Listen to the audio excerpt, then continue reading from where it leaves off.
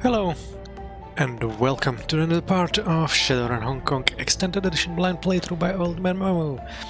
Today we will be going back again to Nioi, because last time we successfully defeated one of the Yama Kings and the world city of Kowloon, and we have shut down a fortune engine.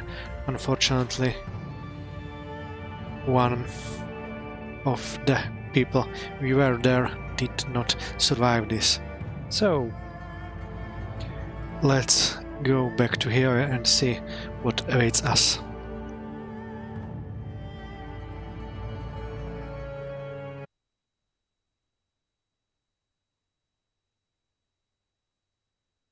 Aftermath. You depart from the Prosperity Chamber and are instantly caught up in a wave of refugees fleeing for their lives. Struggling through the panicked wave of humanity, you are able to retrace your steps and eventually reach Hioi. Although the typhoon has passed, the scene is wet and chaotic. The newly homeless crowd the streets, desolate, wandering, searching for missing loved ones and nursing injuries. Relief workers are already on the scene, providing blankets and medical aid. Rescue personnel carry the stunned and wounded to safety. The entire area has been cordoned off by the HKPF, while nigh errant officers and a military peacekeeping force attempts to maintain order.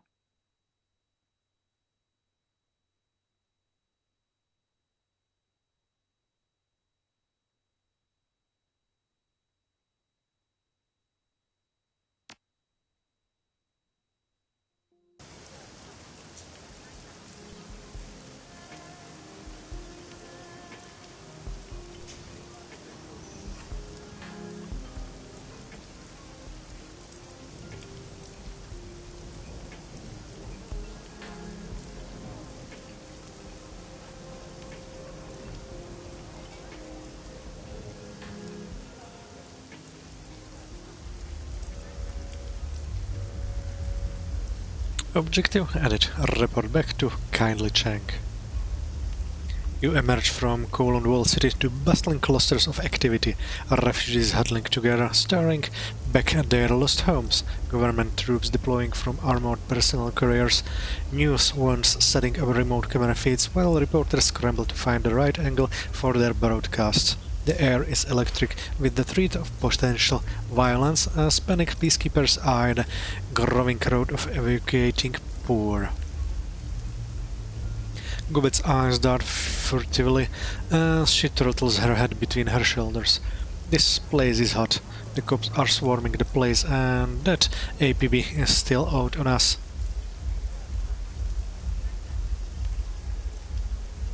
Just take it easy, try and blend in to the crowd. I want to have a look around. Not the best time for sightseeing, Momu. The place is crawling with badges. Isabel lifts her nose towards a reporter interviewing someone from inside the walled city. Looks like we get to see a show though. That reporter already has his hooks in someone, hoping for a sound bite. The reporter wears a look of earnest concern like a coat of cheap deodorant. And is that when you started running? Yeah, it was bad in there, shooting, screaming. I was terrified. And what caused this, sir? Why are people flooding out of the walled city, injured and disoriented? The man stares at the scene around him, bewildered. It's like everyone is saying. Some sort of chemical leak, a drug lab exploded or something, caused mass hallucinations. The reporter turns to the camera and pretends to check his notes. There you have it, Sonny. Our third report of mass hallucinations and violence caused by an explosion in an illegal drug lab. And while reports remain sketchy, it appears that street crime is again on the rise. He half turns and sweeps his arm over the scene. As you can see, it's still turmoil and confusion here as police and executive council peacekeepers respond to the emergency situation, attempting to maintain order. But in all this chaos, in the maze of poverty that is Kowloon Walled City, we may never know what really happened in there. Back to you in the studio, Sunny. The light on the news camera goes off and the reporter drops his facade. He ignores the bedraggled man beside him and begins packing up his equipment. After a moment, he sees you looking at him and turns to you with a scroll. What are you looking at?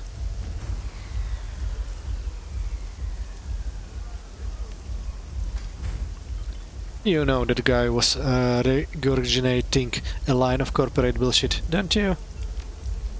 He laughs sardonically and continues packing. Everyone's regurgitating a line of corp crap quail. They may not know it, but they are. Everything you see, everything you've been taught, every official you elect, all bought and paid for by the people pulling the strings. Yeah, well, no one's telling me what to think. No eye contact. He remains bent over his equipment case. Of course not, pal. You're different. The reporter finishes packing and stands up straight, brushing the wet grit of the street of his hands.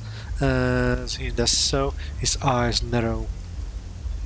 His gaze moves over your crew, flicking from face to face before eventually landing on you. Looks like you just from the inside, so tell me, what did you really see in there?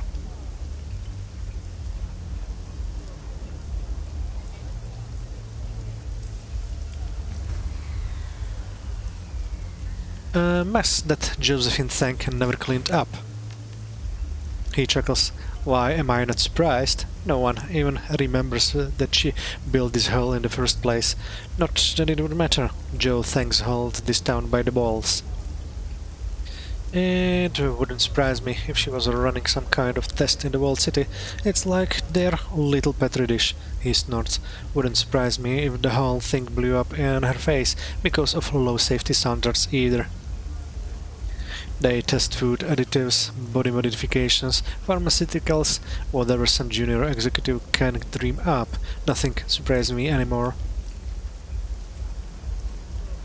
Doesn't it bother you? He blinks at you. Why would it?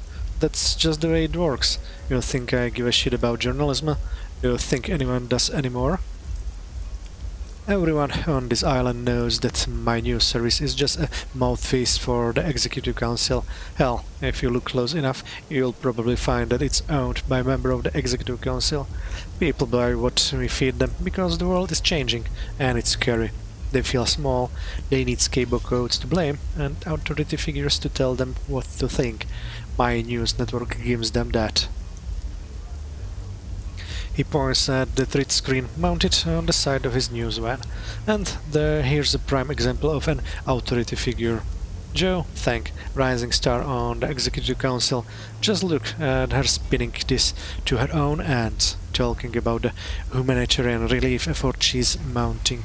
You know. Your comm chirps. It's kindly Cheng. Go ahead and take your comm. I'm gonna go before the scene turns into some kind of riot. It usually does. This is Memo. I lost contact with the soldiers I sent into the walled city video, and now these tank assholes and government troops all over the place. Get over here, tell me what the hell happened. What about the cops? There's still an APB out on us. Some mysterious benefactor lifted the APB on you. You can hear her suck on a little black cigar. We'll talk more when you get here. The comm clicks off. Isabel tugs at your arm, her eyelids at half-mast. I want to sleep. For about a year. I'm heading to the Kraken FH. I could use some second time too. I see you there. You better go to talk to Auntie Mamu.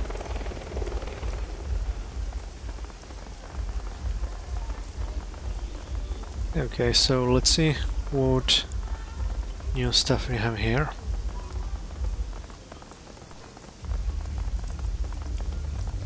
Basic emergency response supplies, the low-end variety used in impoverished areas. A Tridio monitor displays a live feed from the network's newsroom. It's a standard split-screen talking heads, back and forth between a perky newscaster and a stately woman of indeterminate old age. The animated label under the older woman reads Executive Council Member Josephine Sang. And if you are just joining us, we are talking live with Councilwoman Sang from her office in Prosperity Tower. Councilwoman, again, thank you for being here to help us make sense out of the conflicting reports that we're getting out of Kowloon Walled City. The elder woman nods with queenly composure. Thank you, Sunny. I only wish that we were speaking in happier times. Of course, madam. This is indeed a stressful day for the citizens of the Walled City, but who knows? The newscaster buys us flashing the best smile money can buy. For one of them, and it might be their lucky day, stay tuned, because we're going to cut away shortly to this week's Gigaball drawing, where some lucky winner could walk away with almost 1 trillion new yen. The newscaster's returns her focus to her guest, look of practiced concern back on her face. Now, madam, you were saying that this sort of situation is inevitable when masses of underprivileged children are raised in a world without hope. Exactly, Sonny. Josephine Thanks leans forward towards the camera. Without hope, these children are left to create their own opportunities, the only way that they know how, by turning to crime. They're often brought up in single-parent households without strong guidance to put them on the right path. They are surrounded by thugs and criminals, eager to put them to work in all manner of unsavory activities. And it's events such as this one that call our attention to the plight of these poor children. That is why, today, I call on my Executive Council colleagues to join with me in supporting a new project, Operation Hope. Under the auspices of this program, we will pull these children out of poverty and place them in loving, stable homes while their parents are rehabilitated, re-educated and reinvigorated with a new sense of purpose. That sounds like a tremendous... It is, Sonny, and it will cost billions of new yen to support such a mammoth effort, but Thank Mechanical Services is ready to lead the way through our new charitable foundation, Thank for Hope. It's time for us to give back to the community and... The newcaster puts her finger to her ear. Madam, Councilwoman, I'm afraid I need to cut you off there. As always, you are doing amazing work for the people of Hong Kong, but her dazzling smile returns. It's time for Gigaball. The older woman smiles contentedly. Of course. Again, thank you so much for joining us and offering your perspective. The newscaster checks the notes in front of her. We have been speaking with Josephine Thang, entrepreneur, philanthropist and frontrunner to be next chair of the executive committee. Okay, so a lot of executive bullshit. Let's see what we can find in Club 88.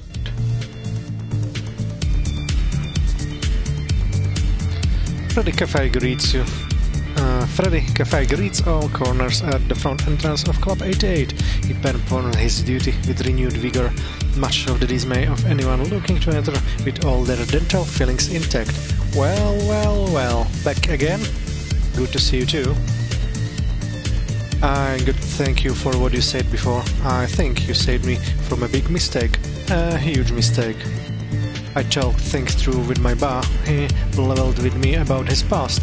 Yeah, he had his secrets, but they weren't the kinds of secrets I thought they were. No glorious pirate career. In fact, he told me something about that crew I was looking to join. Shit that would make you turn white. Doesn't matter now, my ba and me are good. We've come to understand each other. And get this. We're going to build a boat together. He's going to teach me everything he knows. And when we're done, we are going to take that boat out together. Just two sailors out on the water. If I still want to go to sea, he is going to help me study for an able-bodied seaman certificate. If I get it, he is going to reach out to some of his old mates who are still on boats. I'd start as a deckhand, but the more I think about it, I'd rather earn my way up by pulling a hawser than pull a trigger that's just handed to me. And hell, those tugs are armed for a reason. Maybe one day I'll even make the hell turn the crew cause wish I was on their deck. It's going to be good, and it's because I listen to you. Glad I could help.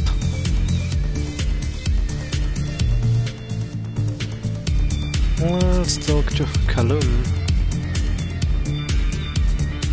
Callum remains in his usual spot, but it is not the usual Callum. His eyes are clear, and there isn't a whiff of alcohol on his breath.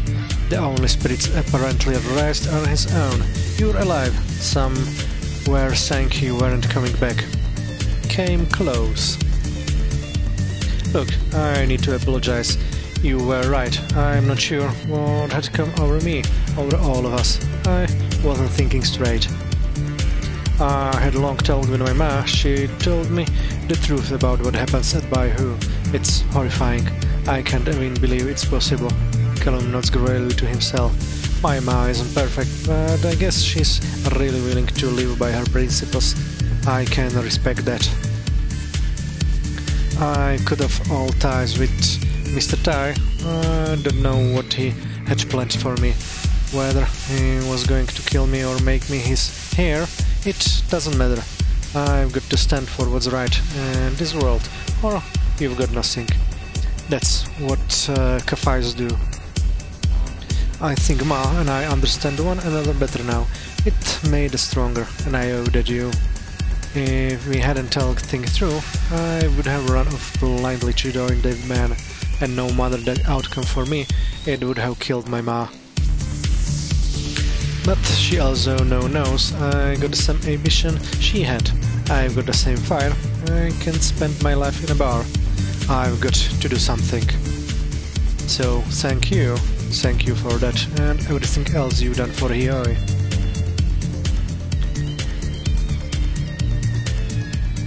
Just part of the job.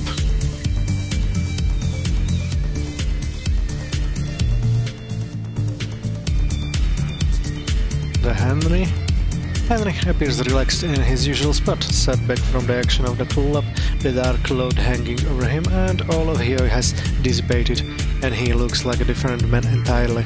He even smiles. It's good to see you again, friend. It's good to see you too, Henry. Glad you're still here. I'm glad we all are. It seemed for a time that something was working to pull us all apart, my family included. I hardly realized it was happening, but I wasn't the only one tempted to chase some foolish notion. Both of my boys were also struggling. When I think how close we came to leaving Ermine here alone, it breaks my heart, but we have you to thank for keeping us together. I can't thank you enough. You've done my family a great service. It was nothing. But I know you travel difficult roads in your line of work, but whenever those roads lead you back here, I hope you will call on us. Will do.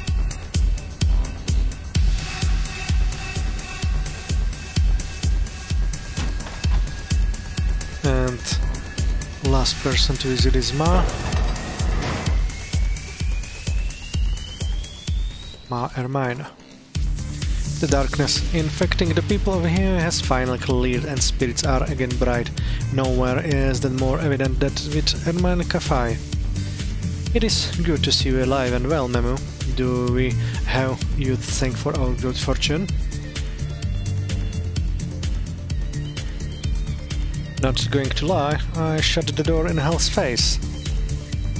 I'm sure we'll never know what you did inside the walled city, but I do know what you did for this family.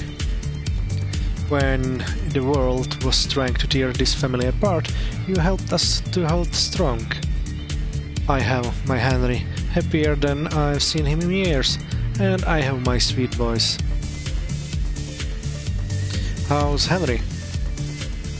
Henry and I always had our rough patches. His heart will always belong to the sea, and I think it was slowly breaking every year I caught him on land.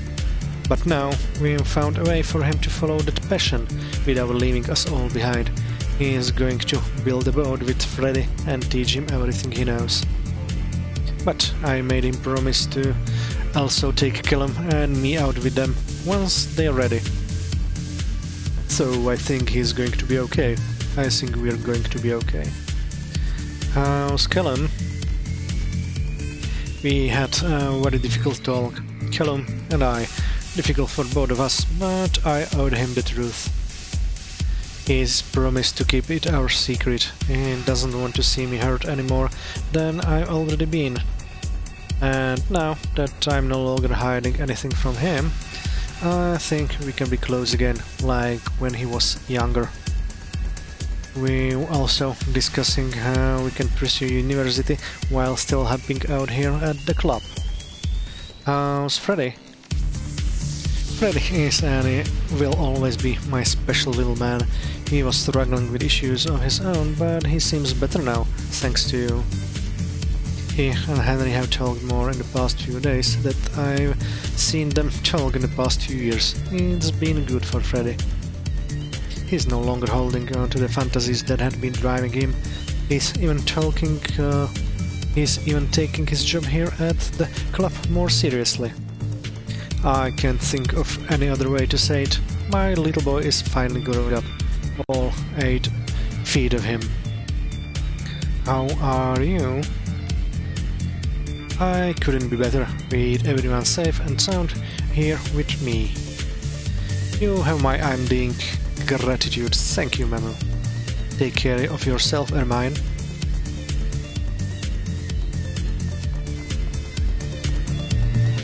Let's try to talk to Henry one more time. Henry appears relaxed in his usual spot, sat back from the action of the club, with a cloud hanging over him, and all of him has dissipated, and he looks much improved. Still contemplative by nature, but there's an air of heavy sadness about him. It's good to see you again, friend. Looks like the same. It's good to see you too, Henry. Glad you're still here. Yes, and I have your counsel to thank for that. I feel better at heart for myself, but I only wish my boys could have been likewise encouraged. What happened to them? They both left, not together, but each for his own reasons. Callum believes I'm not really his father, which I myself sometimes doubt, and Freddy is just deluded, thinking himself the next in a long line of pirates. I just pray they both stay safe, and that they know they always have a home here with us, should they wish to return. If you should see Freddy or Callum, Joe, please tell them to come home. I will, if I find them. I know you'll travel difficult roads in your line of work, but whenever those roads lead you back here, I hope you will call on us. Will do. Okay, looks like this was kind of bugged, because both boys are here. Well, let's go outside.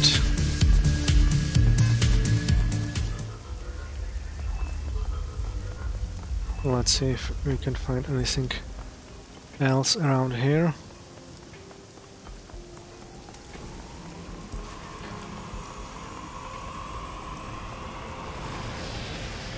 Shen nods in greeting as you approach. Good to see you, Memo. What can I get you today?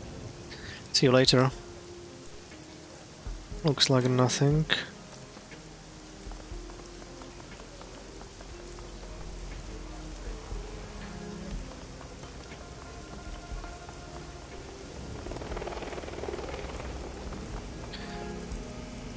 Law stands amidst the typhoon-drenched aftermath of his store. He looks like he hasn't moved all night.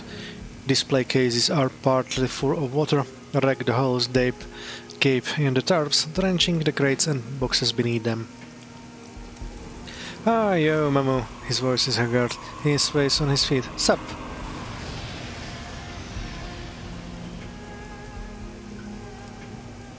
You look like a birdshit. What happened? What do you think happened? His voice has the dreamy quality of sleep deprivation. I haven't moved since you last saw me, except to pee over the side. This is my barge, and that's my boat. Their names are Kilgore and the Monkey King. I ain't leaving them for some storm, so a bunch of crazy people from Walled City or whatever can strip them clean. He stares forlornly around the half-ruined shop, then suddenly breaks into a huge, giddy grin. That shit was awesome. Wow. Yo, rain so thick I could hardly see the dock. It totally shuts down the Wi-Fi. It was like the Stone Age. He thrust his clenched fist high in the air. Triumphant heroic. Maximum La 1. Typhoon Usagi 0. Boom. You are one crazy cat. No way. Crazy means that what you're doing is nuts. What I do is awesome. Well, he looks around at the mess. I guess it's time to pull this back together. You have a trauma boot and bandages on your foot. Yeah, there was an accident with the gun. He down at his girl's sweated foot. Ambrose gave me a whole bunch of lidocaine. I can feel it now, but he says Zippy is gonna have to grow me a new foot. I'm gonna get a taser, I think. Is your store okay? Well, a lot of this stuff is in bins, or waterproof anyway. It's a full-on mess, and a bunch of parts are probably wasted, but it will be okay. See you later, Law. See you later, Memo. Watch your back and shoot straight, and all. Law seems to fumble your boards.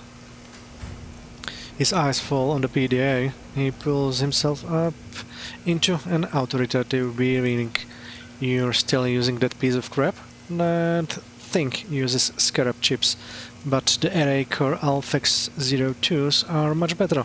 It's got a PCMA motherboard, which is a box of wet noodles.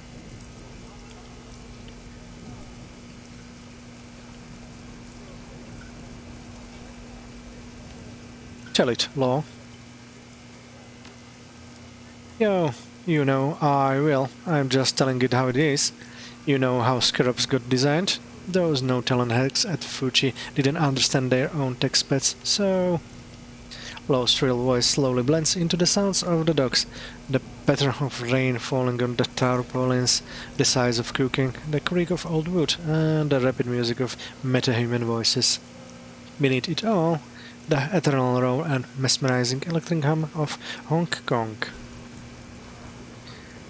Okay, so I was missing one point in the king, but I have the king 8. Interesting. The option did not went through.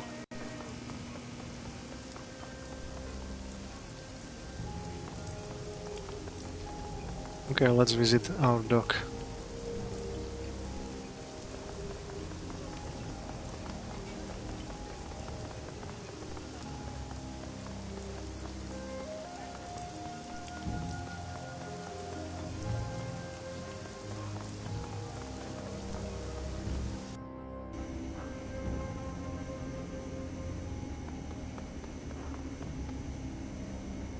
Ambrose looks exhausted. He slouches like a sack of rice in his chair. Grey bags under his eyes. Despite his bedraggled appearance, robot arms whiz around the clinic, reassembling it from its tent as a refugee bunker. My boy, it's good to see you. That was nuts. You see the news reports? Meth factory cyanide gas spilled in the Walled City causes hysteria. What a crock. I don't know what that was, but it was not that. I tell you what it was. A mechanical arm swings over and points its grippy claw severely at you. It was some dodgy, crazy ass shit. Do you really want to know? He looks you up and down. You know what it was? don't you? I know Sabine. Well, wink. Oh, that's how it is it? Well, I catch your drift. He purses his lips and stares at you penetratingly. Tell me about it later. I've got to take care of the neighborhood right now. It's a mess around here. But once things are back settled, come around again. Drinks are on me, storytelling's on you. His habitual grin creeps back across his face. I make a habit of knowing nothing about the drifter runners who move through. But in this case, I bet you've got one hell of a tale to tell. The mechanical arm that pointed at you earlier pats you on the shoulder, affably, almost tentatively. Word is, you worked off your favors too kindly. Nice job. That's gonna be an all-time speed record. So, you gonna stick around?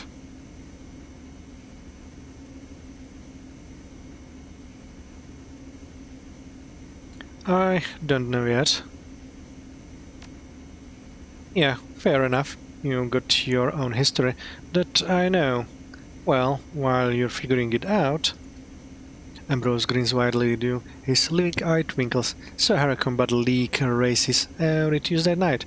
Desert World pre-season starts next week on Thursday. Potluck style. I provide some wicked homebrew. That's also good for cleaning engine parts, but otherwise it's bring your own beer. A bunch of the smuggler boys come over, and Deshi, Jack, Fang, lots of good folks. You know, Skippy, the bonesaw in Wampua Garden, he comes over too. Crafty, also sometimes. Believe it or not, she's a sweetie. Don't be late. His signature grin grows even wider. Laughing on the Prussia corporate news feeds is the best part.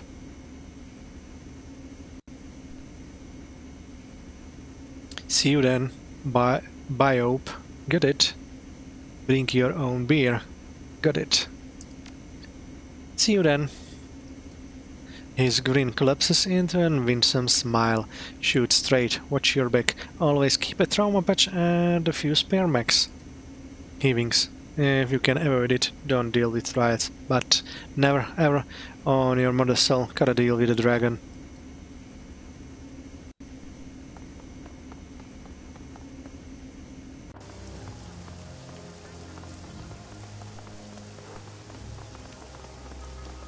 Okay. Time to check a little bit. Well, I visit the auntie as a last possible person I want to see what changed here in the harbor before moving forward. Reliable Matthew stands in the middle of his drone barge. The downpour has scored the barge, but otherwise everything appears surprisingly intact. Most of his drones are still present, and even his balloons still float, sluggishly. As always, he's grinning, languid and frayed around the edges, like a primped debutante sweating out of a quart of alcohol from the night before. Good morning, beautiful. Welcome back to Robot Paradise. How did your balloons survive a typhoon? He holds a single index finger up in the air emphatically. Science. Picking up a loose washer off the deck, he flicks it at a balloon. It bounces off the balloon with a low thunk. The balloon hardly moves. They're full of aerogel. Low dose, lighter than air solids.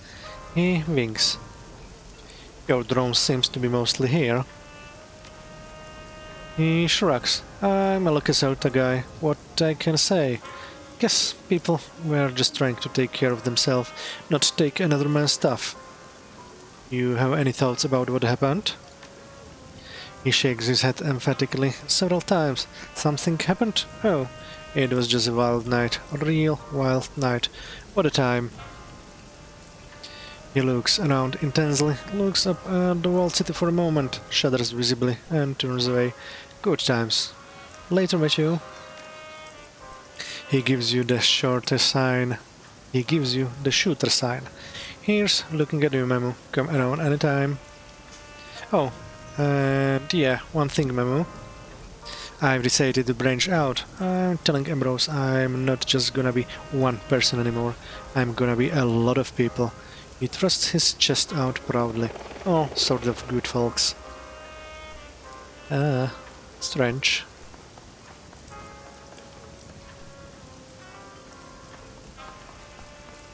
Oh, Argo players. You hear the laughter before you reach the podium. The three men are, as usual, engrossed in the game before them. You can see the tall figure of Lau studying the board, and Shu laughing as Gin pouts in his corner. The only tension in the air is between Shu and Jin, mostly Jin. But despite their ongoing rivalry, they both seem relaxed, carefree, like the weight of a great burden has finally disappeared, allowing them to savor the thing that makes them happy. This game isn't over yet, you old fart. You just watch. I'll make a comeback so beautiful that it will make you weep. Gene stomps his foot for emphasis, or perhaps out of frustration.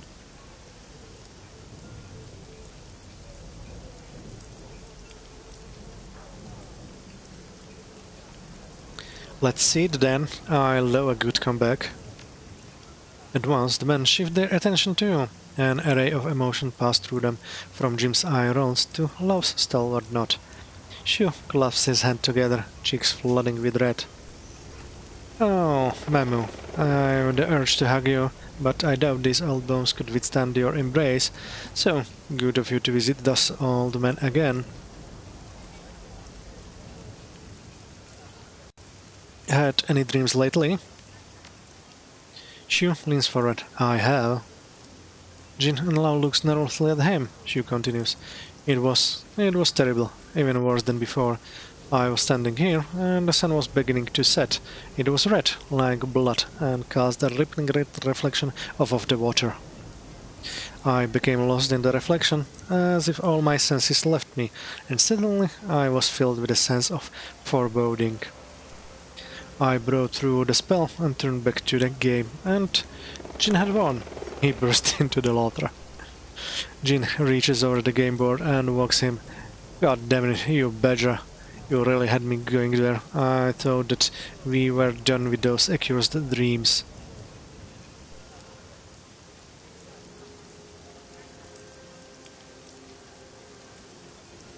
Done? You haven't had any dreams recently then? If by dreams you mean exquisite vision of buxom geriatric woman, then absolutely. Jin crosses his arms. But beyond that, no. The only nightmare I've had recently was about my hair falling out. Shu shrugs, and that's happening already. Jin scowls at Shu, then turns his head towards Lau. What about you, Master Lau? A smile touches Lau's lips. My evenings have been peaceful. No dreams of the past, the present, the abstract or macabre. Just dreams of Go. The other two looks at him and nod their heads in agreement. Shu speaks slowly. We've been on this earth for a great many years. Now some have been good, some bad, but of all the things I'm mostly thankful for, it's your good company and our games of Go. I gotta ask, why do you two keep calling Lau Master? You're his seniors. Shu and Jin exchange a look. They glance between you and Lau before Jin finally leans towards and speaks to you in a low voice. Because, Memu, Master Lau is an Arcadian prince. What? Jin snaps up straight, confused. You're senile. Shu can't contain himself. His breaths come out in rasps and it looks less if he might inhale his bird from the intensity of his laughter. Lau's otherwise indifferent face betrays him as he corners of his mouth draws upward into an amused grin. He coughs into his sleeve, and his collected demeanor returns. It looks like he's struggling to keep a straight face, though. Jin's upper lip curls in annoyance as he watches them. He flicks his wrist dismissively.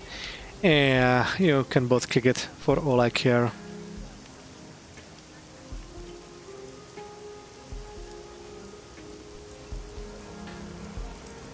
If Lau's a prince, does that make you two his fools? No. The force of Jin's statement only fuels Shul after he speaks between breaths. I'm sorry, Jin. I am. Sorry, you're such an old pooter. His laugh subsides and Shu beams at you. Tell me, how old do you think we are, Jin and I? If I had to guess, I'd say you're late 70s. He nods. In that ballpark, yes, but consider this. Master Law is beyond his 70s.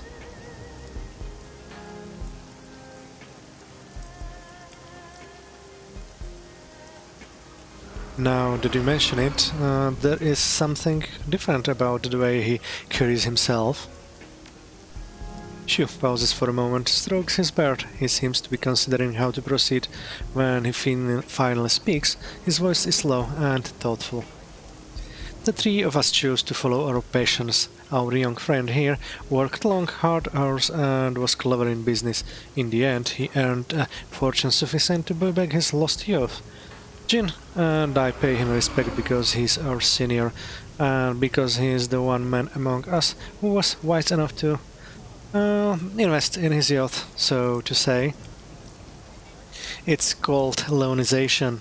The H in Jin voice is gone. We're lucky that our friends still join us for go. He could be out climbing mountains or building his empire, or whatever your kids do these days. Instead, contents himself with providing us Jesus, his good company. The facade works in my favor. Occasionally, these two forget I am decades their elder, and they get kicked in our games. An unexpected but welcome side effect of my treatments. Lau's dark eyes sparkle inside his otherwise unreadable face. I always knew that you were a cheat. At least you and I can enjoy it when you're harassed by waiters at the pancake hut. Jin smiles wickedly and looks at you, as to convince them he's eligible for the senior buffet every time. Take care, you old coots. Lau nods. We'll be seeing you soon. Well, that was funny.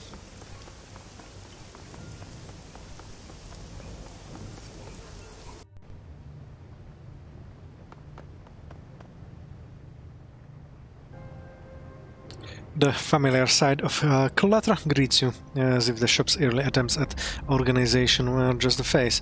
Unrolled scrolls that musky papers stand, and a light build-up of dust on the bookshelves, cramped but comfortable in only the way the 5 phases could be. Content crafty stands behind the store counter, focusing on something in her hands, a sketchbook. She's drawing. She glances up and smiles widely. Hey, you!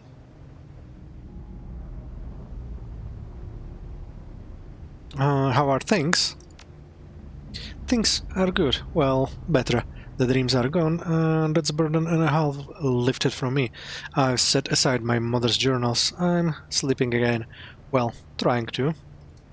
She shakes her head, shrugs tiredly, but things don't really feel normal. Yet, I will learn and think that have changed me. I'm not sure how I'm supposed to feel. Maybe it's like a wound, and the bandage isn't going to fix it. It needs to heal. I guess I was just hoping that once all this was over with, life would go on like it had before. She stares at you.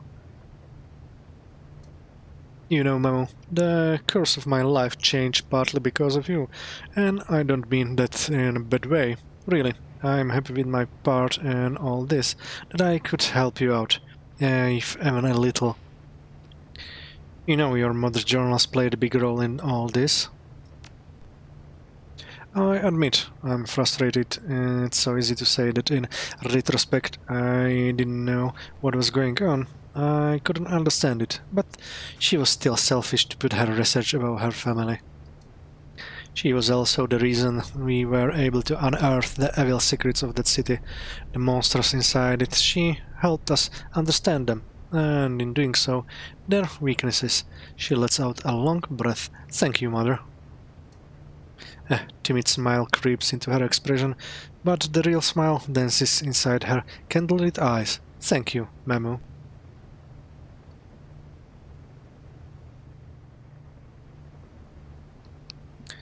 You deserved just as much credit as I do, more even. She waves her hand. All right.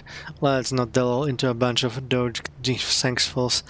We made a good team. Let's leave it at that.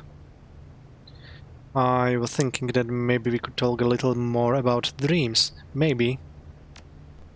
She holds her index finger up to her face. Do you want to know what I think about dreams right now? Her index finger peels down and is replaced with her middle finger. This. She drops her hand. I am done with dreams, discussing them, researching them, having them. Thankfully, I've been so tired lately that when I'm asleep, I'm out. It's a world of blackness, and it's wonderful. Do me a favor, and never bring up those horrible things again. I don't care if you dreamt you were in a cradle full of kittens. Tell it to someone else.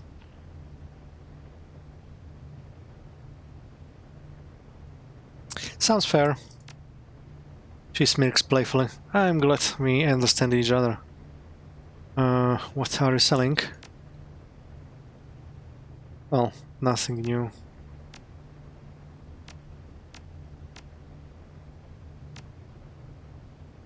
Howler, if you need something else. See you around, Crafty. See you around. Okay, let's check the Kraken, and we can get there. So it's time to visit Auntie Cheng.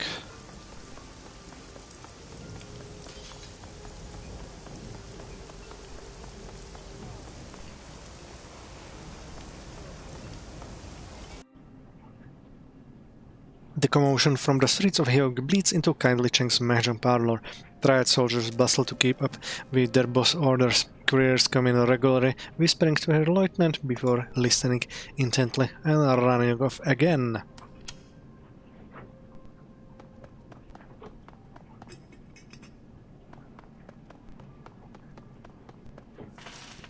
Okay.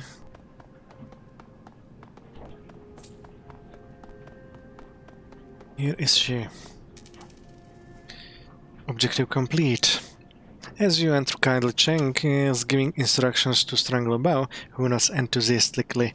She looks over at you and holds up a hand. Wait. And send Wong and Ho to snatch some of those medical supplies off the relief trucks. With all the excitement, nobody's watching them at all. She nods to herself, grimacing in satisfaction. There will be a black market for them over the next few weeks.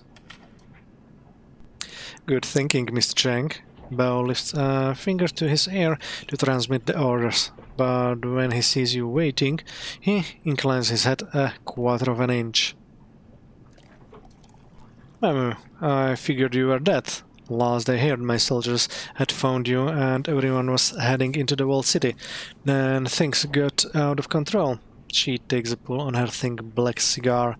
Where are my people? What the hell happened?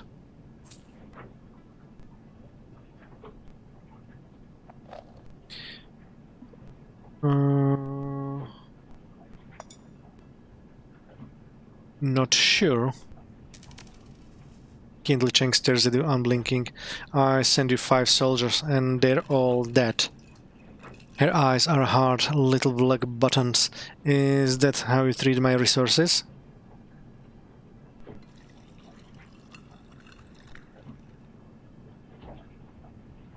Looks like business is up these days. You make up the loss. She takes another drag of her cigar, exhales the smoke throughout her nose. Close. I like that. She taps her ash on the floor. Well, they knew the risks. They had a shot at moving up and they missed. Forget them. I've got bigger problems, like customers and tenants streaming out of the walled city, screaming for their lives, like the HKPF and the tank security shit-hails swarming the place. She drops the stub of her cigar in an ashtray. Now tell me what happened in the walled city, or do I have to get an acetylene torch and ask nicely?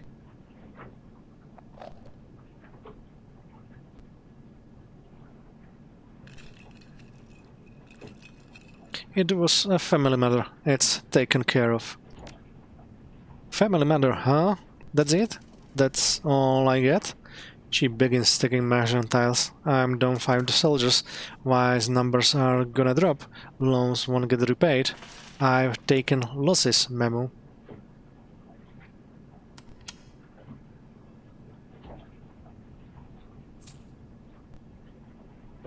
And I have a dead father. Let's call it even.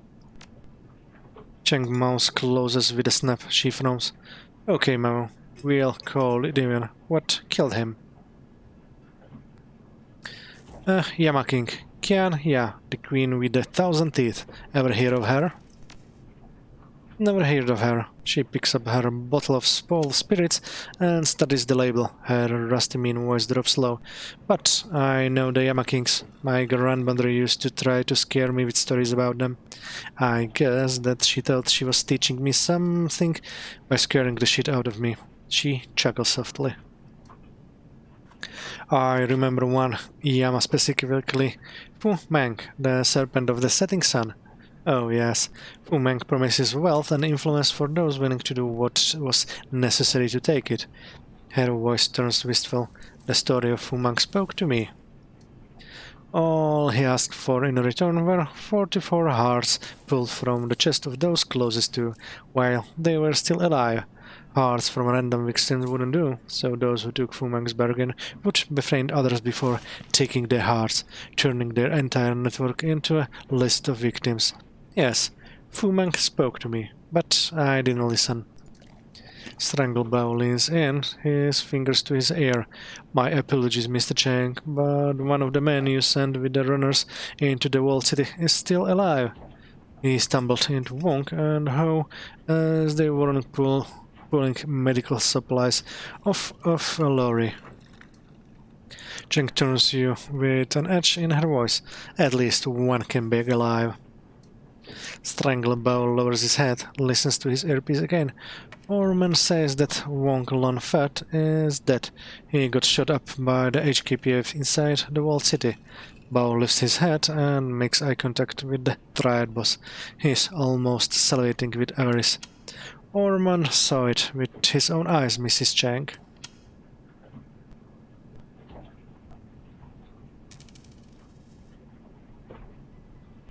With his own eyes? Is that important?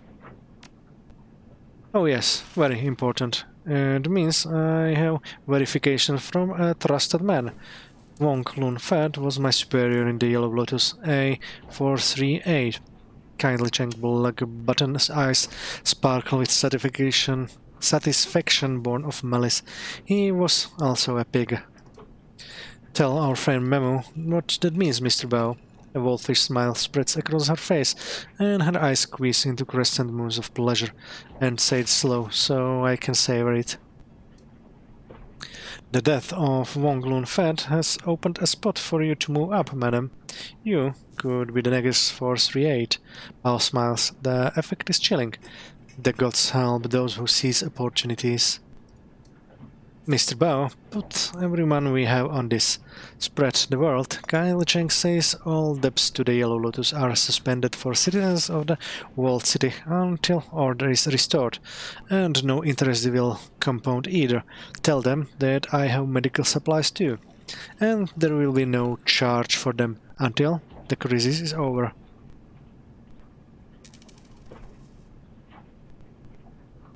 And after the crisis is over, when the laws of supply and demand take over, my darling, once I convince them relief forces that order has been restored in the walled city, they'll pull out, thankful to be away from there. Within a week, the public will forget about the refugees and the government will be pleased that their budget is no longer being drained by the poor. Medical supplies will dry up overnight and prices will soar. I may not have brought Josephine Thang down, but I got my career going again. She grabs her bottle and unscrews the cap with her thumb. Your career too, Mr. Bao. You'll be my new straw sandal. Good partners support one another. Bao lowers his head in respect. You have proved that, Mrs. Cheng. This calls for lettering. The soon-to-be 438 pours 2 shots, and the stink of kerosene steps your nose like a switchblade. She hands a glass to Bao, touches it with her own, and holds it there. Your loyalty and clear-headedness have proved immensely valuable, Mr. Bao. You are an effective ally, and I wish you great wealth and good fortune. They down the foul substance in one gulp.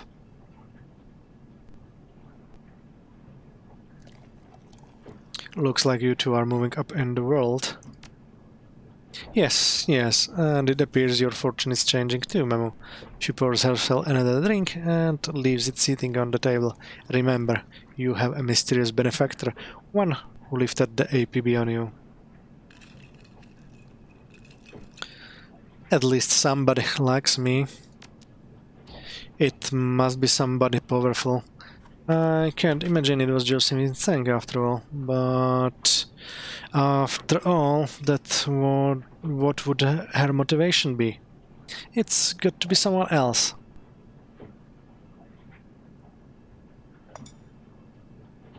One of the Josephine enemies on the Executive Council?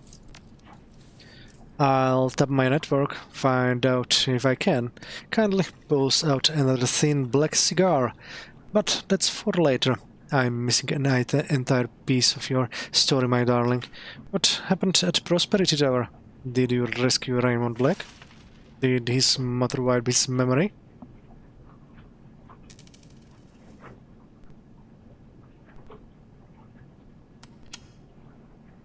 It was a hell of a fight, but we beat Thank Security. Got Raymond before she could finish. Impressive. You have become quite a Shadowrunner, Memo. She lights the cigar, a gleam of hunger in her shiny black eyes. While you were in Prosperity Tower, did you find any incriminating data on Josephine Thank? Dirt, something I can use? Nope, didn't find anything. No. Sorry, Auntie, Prosperity Tower was just too hot.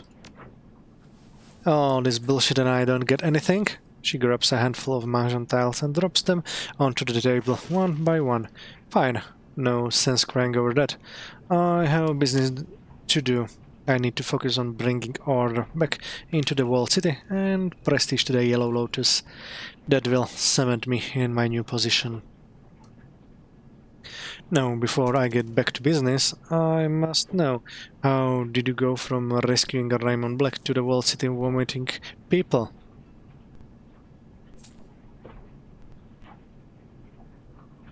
Ray built a machine in the walled city. It accidentally summoned the big bad thing.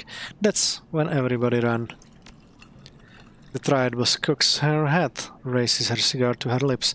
If the demon summoning was accidental, what was his machine supposed to do in the first place? It created fortune. Your foster father created a magical fortune machine? The triad boss cocks her head, raises her cigar to her lips. Please, tell me you have control of this device. Please, tell me you brought it to me. Nope, sorry. That's a pity. I'm sure there are plenty of people who could benefit from it. Well, this business has certainly proved lucrative for me. Kindly Cheng studies the glowing tip of her black cigar. I'm in prime position to be the next Yellow Lotus 438, and I only lost 4 men.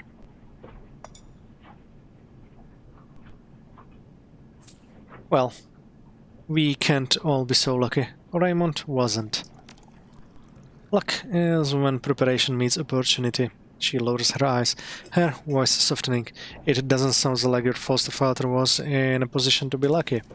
By judging by the way you run the shadows, I'd say your luck is about to change. You made quite a splash since arriving in Hong Kong, Memo. Many Shadowruns completed in a very short time. The reports from our clients are glowing, mostly. You can add closing the door on a demon goddess to the list. We made a difference. Perhaps for some, for a while. The triad boss leans in, her voice conspirational. Listen to me, my sweet. When I was a girl there, I had never been a pending like Vitas, but in 2010 it happened. We'd never seen death like that. A quarter of the world's population disappeared. It was miserable. It pushed us to our limits, but the survivor moves on. And then the spike babies started appearing, and the dwarf babies. And then suddenly there were dragons and goblinization and magic, and every time the world changed, we got used to it. So, if a demon goddess decided that the walled city was her new living room and you didn't, whatever you did, what would have happened? She shrugs sniffs. Perhaps the news would cover it until the next sensation pulled their attention away, but after a while it would be drowned out by all the other crap competing for our attention. And the demon and the walled city would become the new normal.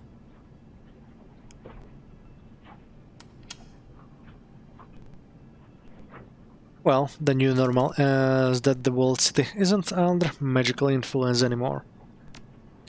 Congratulations, the poor can return their misery with no interference from magical machines or big bad things because of you. Now, let me give you a piece of advice for the future, my sweet something Mr. Cheng used to tell me. Respect ghosts and gods, but keep away from them. It sounds like you almost lost your ass in the walled city. I think you'd best listen to that.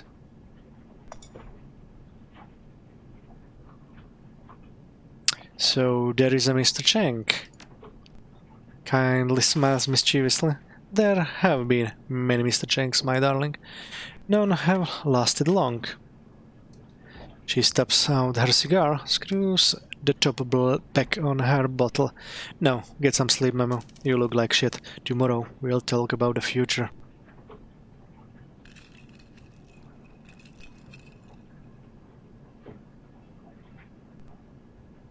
Last time you told me to go to bed, I woke up Shadowrun. What happens when I wake up tomorrow?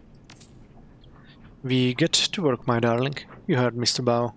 She dips her finger into her empty glass, finds the last drop of liquor, and brings it to her mouth. The gods help those who seize opportunities. Kindly Cheng turns away, dismissing you with a wave. Bao, what's the status of those medical supplies? Objective edit, go to bed. Okay. Just in case.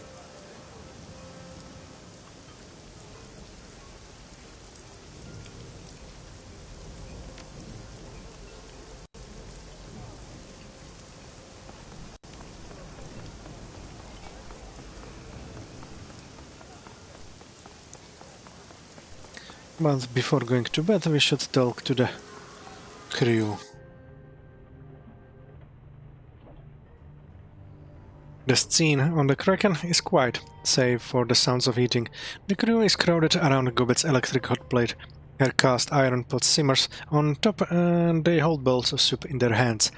You recognize the smell: chicken-style soya broth, elbow macaroni, tinned ham, and a heaping scoop of egg-flavored mycoprotein. The mood is somber. I told you we're all going to bed. We figured we'd hang out for a while. No one could remember the last time we ate. She looks over her bowl at Duncan. Besides, no one could sleep anyway. She means me. I'm too fucked up to sleep, trying not to think about Raymond, who takes an enormous gulp of soup, wipes his mouth with the plug of his hand.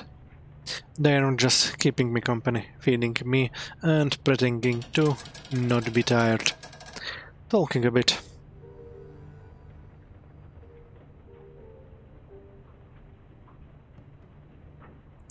What are you talking about? Isabel fishes a chunk of something out of her soup with her fingers, flicks it onto the floor. We've been debriefing a bit. Yeah, talking about all that's gone on, everything we've been through together. She shuffles her feet a bit. Sorry about Raymond, Memo. You too, Duncan. He was trying to do good with the machine. You, too, need to remember that.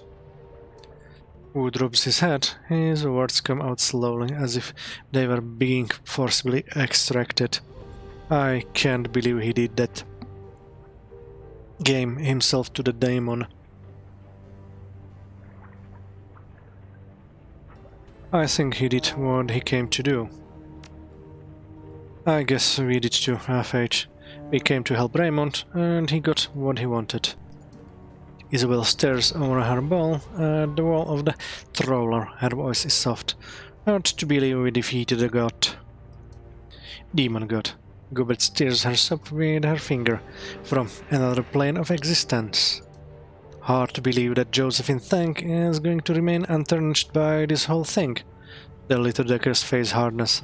20 years of misery, 20 years of suffering for tens of thousands, hundreds maybe. That's the way it is, the way the world works. The powerful play their games and the little people pay the price. She'll see justice someday. She has to. Who stares into his soup, squinting in concentration. But one thing doesn't up to me.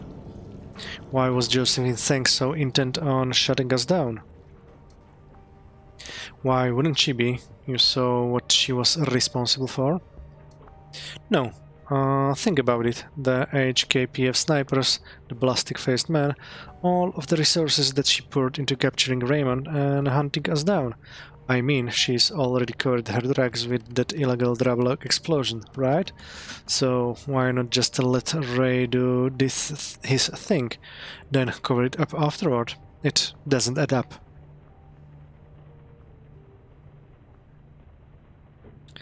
It had to be the fortune engine itself. Yeah, I think you're right. From everything Raymond said, the key was supposed to be pooling, turning toxic, but I felt something in that room, a flow of positive key that I didn't expect. Gobet wrinkles her nose. She stares at the floor of the trawler for several seconds, apparently lost in thought. I think that it was leaving the walled city. I bet that machine did something else, something that Raymond didn't know about. The little Decker stirs herself, pondering. What if it was a siphon? What if Josephine Thank was stealing the cast of positive key from the walled city, leeching it for her own benefit? Nods at Isabel, runs with her train of thought. She sealed up the fortune engine, leached the good key for herself, and took Thank Mechanical Services from the minor company Ray's father built to the ball buster it is today. His jaw tightens. That's how she got herself on the Executive Council of Hong Kong. Of course, but this is all speculation. Can't prove any of it, but if Josephine was using positive key, then the fortune engine was casting off. She isn't getting it anymore.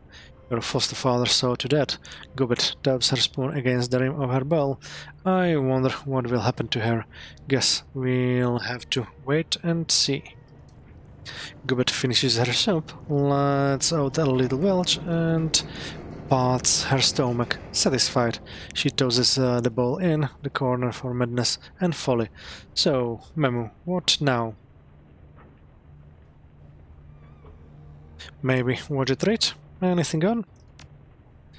There's always something on, but I say we bag it and get some sleep.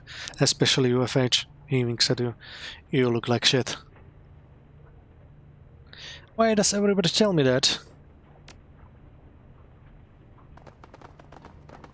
Catch up with the Gage, Raktar, Duncan. Gobet and Isabel. I'll do that before going to bed. But let's check the workstation first. Your workstation is and mission computer. The cool blue tones of the workstation's main menu fill the screen. A blinking message in the upper corner notifies you that you have 0 unread messages. So let's check the Shadowrun BBS first. Search BBS for relevant keywords. Topics matching local keywords. Threat. Storm wake. Breaking news report attached. Blood meridian. In Usagi's wake comes relief and rebuilding. Today, Hong Kongers begin to assess the damage of Typhoon Usagi. We already know that we were lucky. Heavy rain from the storm's periphery caused minor flooding throughout Hong Kong, mostly due to clogging or overwhelming of the runoff control system. This morning, an aerial survey of the mountains has counted at least 100 new active landslides. The Victoria Harbour pump arrays successfully maintained harbour level near normal, despite very heavy runoff. At peak pump operation, the Energy Authority institutes mandatory blackouts in 60% of the zone, presenting the most severe test of the pump system in years. Almost no wind damage was reported, thanks to moderate winds. 7 corporate citizen fatalities have been reported.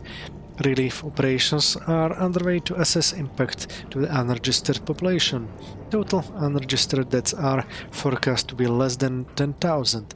The Wuxing Environmental Office has issued a citizen advisory warning all ordinary persons to avoid contact with storm-driven mud due to high levels of toxic runoff. The Executive Council has expressed gratitude that Usagi has brought a minor event for most of Hong Kong. However, the Security Subcommittee already reports several hundred cases of vandalism, looting and incursion. We go to the Captain Crate Special Duties Unit, who has just received an unanimous promotion for her valiant work to protect Hong Kong's unregistered citizens during the storm. Unfortunately, Hong Kongers know well the pattern of anarchist and criminal elements using natural disasters as an opportunity for exploitation. Joint corporate and HKPF special duties teams today are fanning out through Hong Kong to bring these criminals to justice. I'm pleased to announce that the Security Commissioner has voted to swiftly punish crimes which occurred using Usagi's passage. Any such crimes will be prosecuted as infractions of both zone security and of human rights. Cases will be tried before a special tribunal. Beyond the free enterprise zone, extreme winds and major flooding are reported along the sections of coast where Usagi's center crossed a shoal. States of emergency have been declared in Guanghaizhen, the Shanshaozhen, Pingshaozhen, Megaplex, and numerous coastal communities. There are unconfirmed reports of major casualty incident on the exclusive island of Shangchuandao. Click on our PDA notifier for breaking news updates on this story, including exclusive casualty footage. Brutal. There's a lot of hiding between the lines. Saywood 12358. I'd expect White Prism to be posting on this. Kongming. White Prism and Amonita are currently whereabouts unknown. Blood Meridian. They vanished? They are dead? Kongming. I don't know. Get used to it. Over the next couple days we're going to find out a lot of people are missing. Blood Meridian. Holy hell, Gongming. No, not holy hell, typhoon season. Welcome to the call, Blood Meridian. No more posts in this thread. Chlorine gas spill in the WC. Check this headline just out. Meth factory accident during typhoon kills thousands in walled city. For real? That stuff's terrifying. Check this newscast out. Contrail. An accident at an illegal crystal methamphetamine factory in the walled city slum sickened or killed thousands of people during the passage of Typhoon Usagi. The incident creates a mass panic in the tightly confined labyrinth of buildings. The release is presumed to be related to typhoon damage. The hydrogen chloride gas was released released from an industrial clay superlab, which was being operated by the so-called Yellow Lotus organized crime syndicate. The gas combines with moisture to produce hydrochloric acid, chemically burning the respiratory systems of those who breathe it. That is typical by asphyxiations. A civil response team from Thang Mechanical Services responded to the event, destroying the factory and providing medical treatment to survivors. Thang has not yet released an official estimate of casualties. Thang CEO, the well-known philanthropist Josephine Thang, personally spoke at a press conference. As long as we allow socio-economic conditions to persist that trap millions of people in poverty, these events will continue to occur. The desperates choose paths of social and environmental crime because they have little practical choice. It is our duty as Hong Kongers to ultimately forge a better future for all of our residents. We are extraordinarily lucky that this incident turned out as well as it did. First, on our analysis panel, we go to our economic analyst Jonathan Chu. Dr. Chu is trapped at home by storm damage and joined us by audio only. Dr. Chu, are you there? Are you and your family all right? Yes, thank you. We are all fine. Although, let me tell you, my gardeners will have their work cut out for them. Dr. Chu, getting down to business. What's your assessment of this announcement by Mrs. Thang? It's typical Josephine Thang antics. She's spending resources and risking the lives of a response team trying to help the very people who shelter and patronize this kind of drug production. This week's it's a methamphetamine lab. Next week it will be a BTL factory solvent spill. Next week after that, more riots. When do we say enough is enough? Mrs. Thanks should be exercising her fiduciary responsibility to her shareholders, not hand-wringing over people who won't help themselves. No more posting this thread. Go back. And go back. And walk away. Let's go to the crew.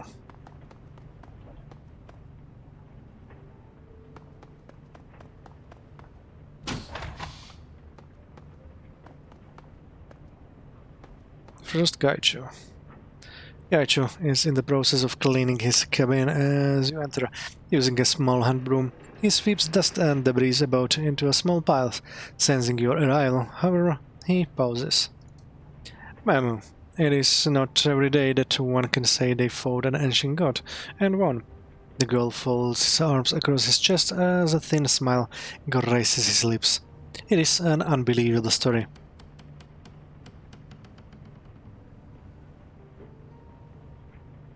I wish we'd had a chance to take care of Josephine Thang too.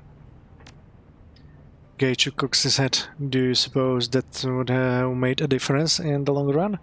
So long as there are humans, there will be the powerful and those they exploit. I am certain that Josephine's death would please you on a personal level, but someone else would simply fill the void she left.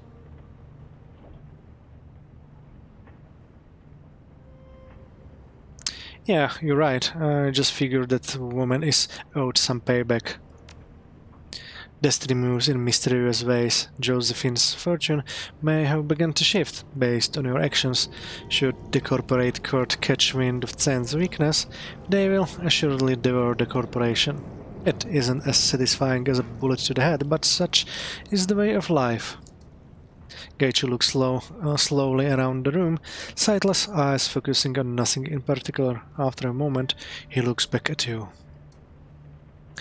I'm afraid this cabin will need a lot of work because I can call it truly livable, but I suppose I have to do it, or learn to love living in filth. Gaichu suddenly looks toward you, as if realizing something. That is, if I'm still considered part of the team, your affairs here are done. So I was unsure. I'm glad you're part of the team, Gaichu. Excellent. Then I think I will get to cleaning, and if you need me for anything, well, you know where to find me. Objective complete, so let's get to Reactor.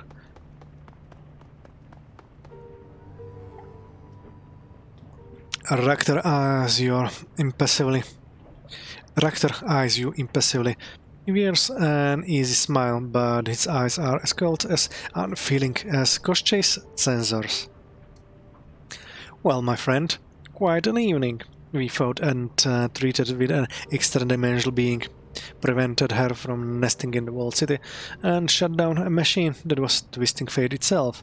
A rather impressive list of accomplishments, wouldn't you say? Somehow, I don't feel like celebrating. His teeth gleam white. No, my friend, no, of course you don't.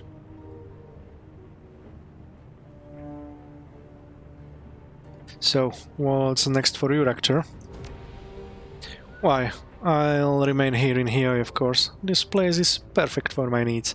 I can easily acquire any materials that I might need, and with your help, I have acquired a certain level of proficiency at evading the police. This will be the test bed for future of our species, the birthplace of a new form of life, and I will help to usher it into the world. You know how that sounds, right? And you know what I am, what I can do. His smile widens. You will be here besides me when the time comes, yes?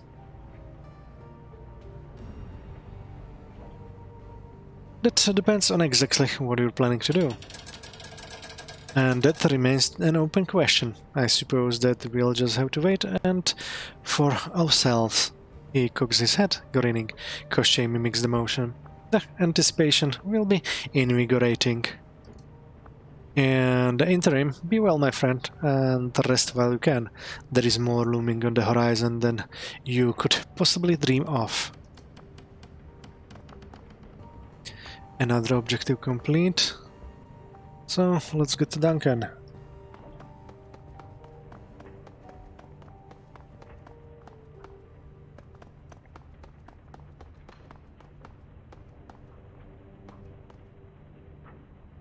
You enter Wu's cabin to the sound of his neck cracking at a horrifying volume. You catch his eyes and he nods, then begins his standard stretching regimen. I wish there was a stuffer shack in this damn country. I need some nerves or bromofis or something. He rubs his stomach and lets out a burp. That gobbet stew is he knows.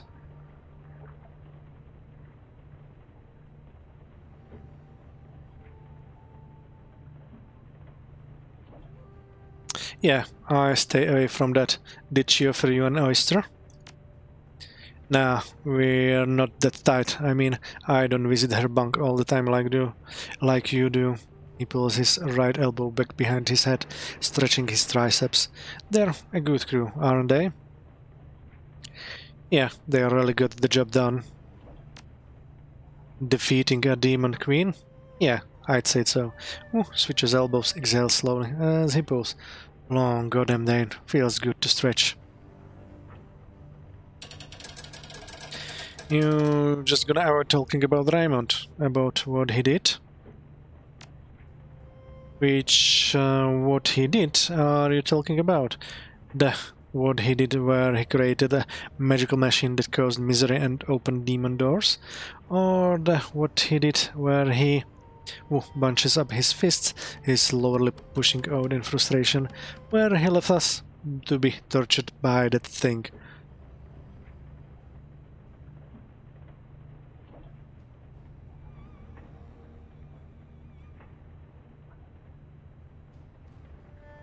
Raymond paid for his mistakes. No question about it. No question about it. High fucking price. Wu grabs an ammo box with one hand and begins curling it like a dumbbell. What about you? What do you think about Raymond, his mom, the fortune engine, this whole messed up business?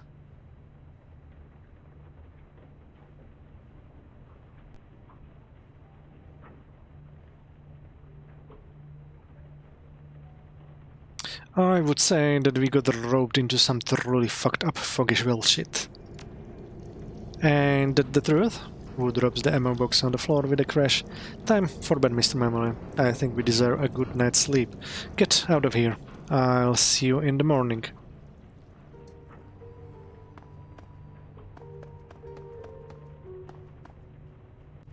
Another objective complete, so let's talk to Gobet.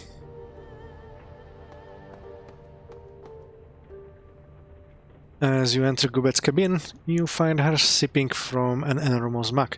Something dark and steamy sloshes as she lowers the vessel. Her rat squeaks happily from their perches on her shoulders. That was a hell of a thing, wasn't it? We fought Yamaking and we won.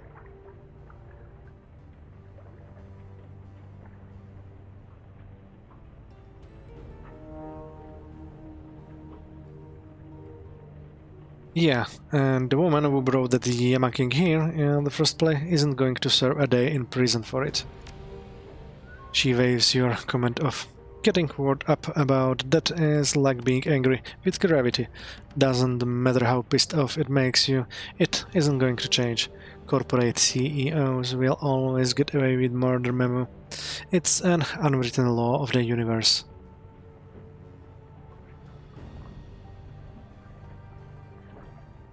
That's a law of a universe that I intend to break.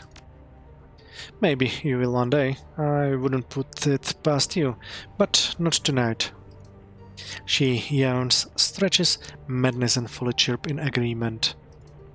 Anyway, it's been a long day, and I'm beat. Frankly, I'm amazed that you're still standing. I'll see you tomorrow, though, right? I mean, you're not going anywhere. It's phrased as a statement, firm and final.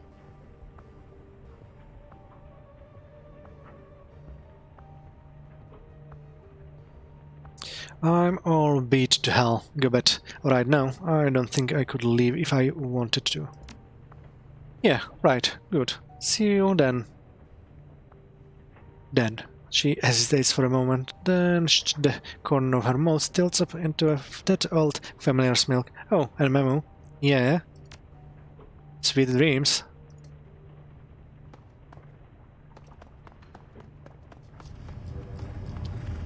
And Isabel? Isabel looks up at you, a terrible expression on her face. If she found any peace from your victory in the walled city, she isn't showing it.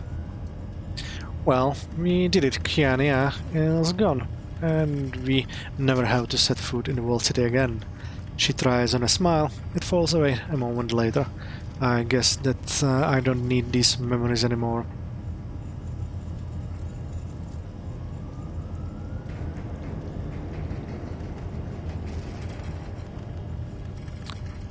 Don't you? They're a part of you, after all. So, yes, a kidney stone. Doesn't mean that you wanna hang on to it. She pauses, frowning, but in all seriousness, something is holding me back. These memories are like torture, but deleting them doesn't feel right, and I don't know why.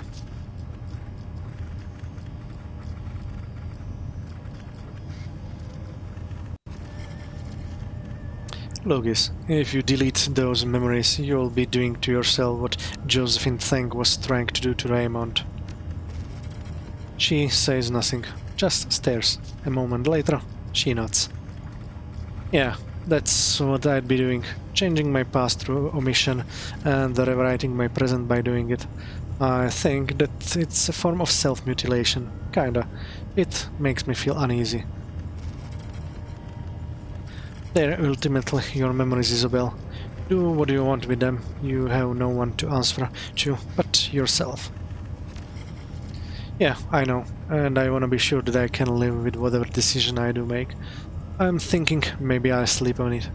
I think that's a good call. It's been a big day. Yeah, a bit. You can probably use the rest too. She offers you a small smile. Good night, Memo, and the rest well. You earned it.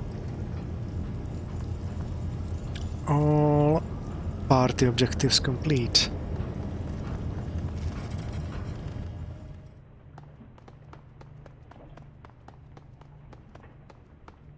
Let's do one more save just in case.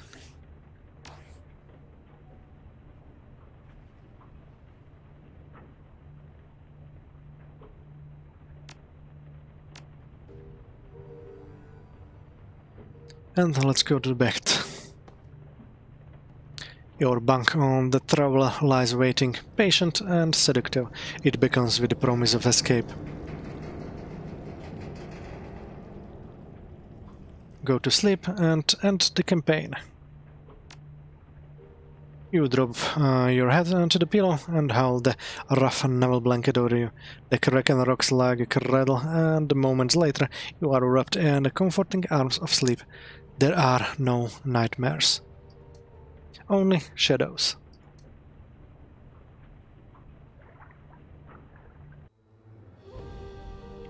The story of the Walled City riot circulates local news networks for nearly a week.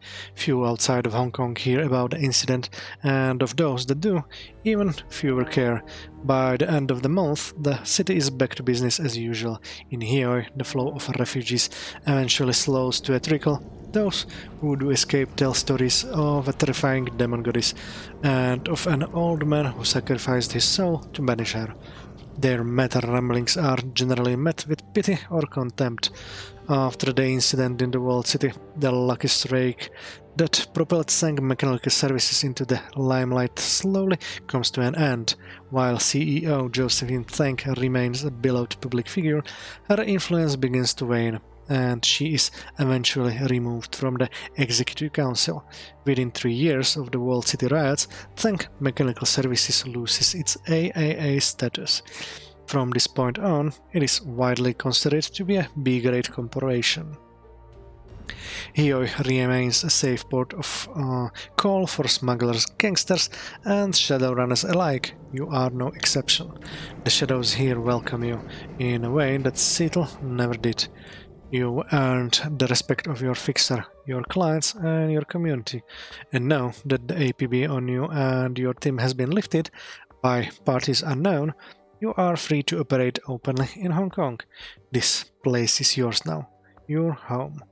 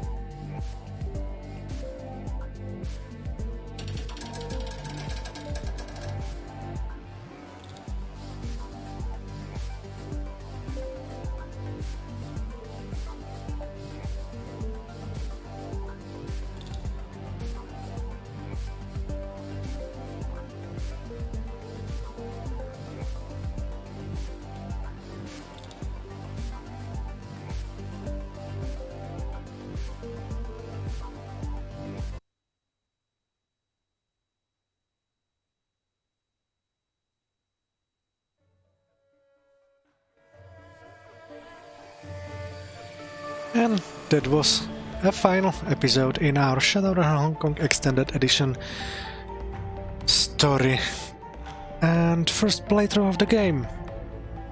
we were able to save Kafai family, and most of our friends have a very bright future for them. And also, we kind of helped a little bit to stop Josephine Thang and their and her company to grow anymore. Unfortunately, the end was not as I anticipated. We were not able to get her into the jail, but such is the life. So, if you enjoyed the game and whole series, feel free to hit that follow button and that subscribe button, and I really hope you enjoyed it as much as I did. See you soon.